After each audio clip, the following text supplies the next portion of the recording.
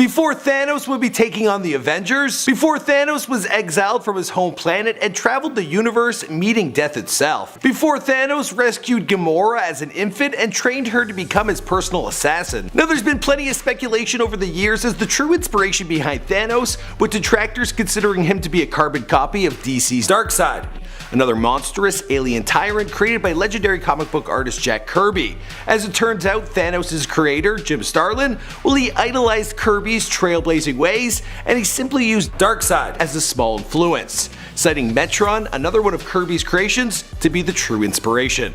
Now we're just getting started. First off, we're going to start with Thanos' creation story.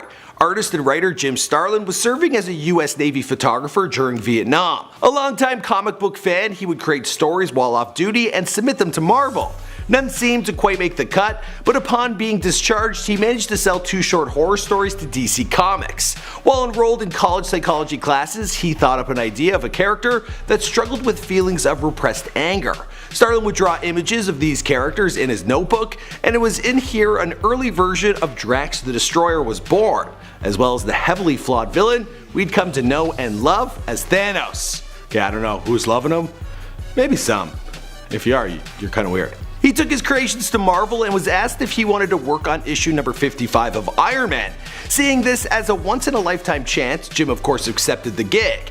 It was here he first met writer Mike Frederick, who scripted the comic from a story written by Starlin. The original design for Thanos was much skinnier, but editor Roy Thomas, he suggested the character be made bigger and more intimidating. Starlin took the note, and from there, he and Frederick, they worked tirelessly on the issue. In February of 1973, Iron Man number 55 was released, introducing both Drax and Thanos to the world of Marvel. While Drax has carved out his own legacy, many consider Thanos to be Starlin's most memorable creation. His appearance in stories within the 1970 Marvel canon, including Captain Marvel, Daredevil, and the Avengers, set the character's status as a terrifying yet sympathetic nemesis that fans could relate to just as well as the story's hero. Alright, now we're moving on to the origin story of Thanos, and the Mad Titan, he has quite the story. He was born on the Saturn moon of Titan to mother Susan and father Mentor. He also has a younger brother named Eros. Now, his brother actually is a sex offender, so I guess turmoil just runs in their blood. Yikes. Now his parents and brother belong to a race known as the Eternals, a group of gorgeous beings created by giant armed gods called the Celestials. However, Thanos, he was born with something referred to as Deviant Syndrome. The Deviants being a race who inherited the Eternals' godlike power, but none of their perfect physical features. As a result, Thanos popped out with purple skin and an oversized body. Upon seeing her newborn son, his mother Susan, she was devastated by his appearance and tried to kill the baby.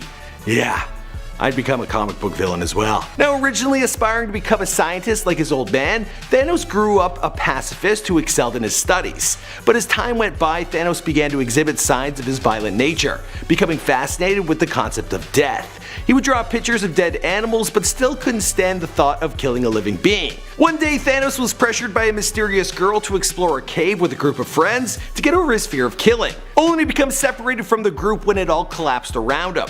Now stranded, our boy was left alone with the innocent creatures who inhabited the landscape. Refusing to kill the critters for food, Thanos waited 3 days before finding his friends, who just so happened to be devoured by the very animals he spared. The sole survivor of the chaotic adventure, a devastated Thanos, he managed to escape. Upon returning, the mysterious girl convinced him to go back to the cave and murder the creatures. Developing abilities such as telepathy, super speed, and telekinesis, Thanos began to realize the true power of his strength. Growing up, he gained further curiosity surrounding his deviant origins, and now more comfortable with the prospect of killing, he began dissecting various creatures to gain more information regarding where he came from. He even killed fellow Titanians in the process with the help of the same mysterious girl from his younger years. He made several passes at her, being rejected every time. The dude just must have zero game. Thanos concluded his murder spree with killing his own mother, Susan, in an attempt to study her genetic makeup. I mean, what's wrong with a simple blood sampling? Just saying. Deciding to retire from a life of murder, Thanos eventually left his home planet of Titan to explore space with a pirate crew. Still left with a sense of insignificance, he soon became numb to those around him. Falling into hedonism, Thanos would soon hop from planet to planet, mating with various partners in order to feel emotion, only to abandon them once they gave birth to his child. So now he's no better than his mother. In fact, he's worse. Shortly after, Thanos was confronted by the captain of his crew over his reluctance to kill. The conflict got heated and you guessed it, Thanos killed him. Taking over the helm, he soon returned to ravage his home planet, where he was confronted by his father Mentor. Reuniting with the mysterious girl, the two soon became an item, upon telling him that he needs to become a god in order for her to truly love him.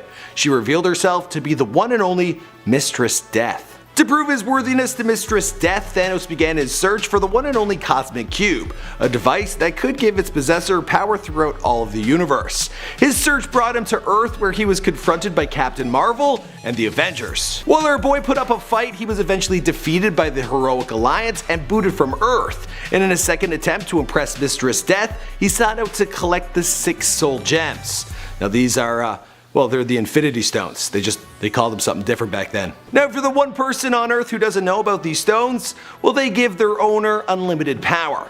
It was during this search that he rescued Gamora, a future Guardian of the Galaxy, and trained her to become his personal assassin.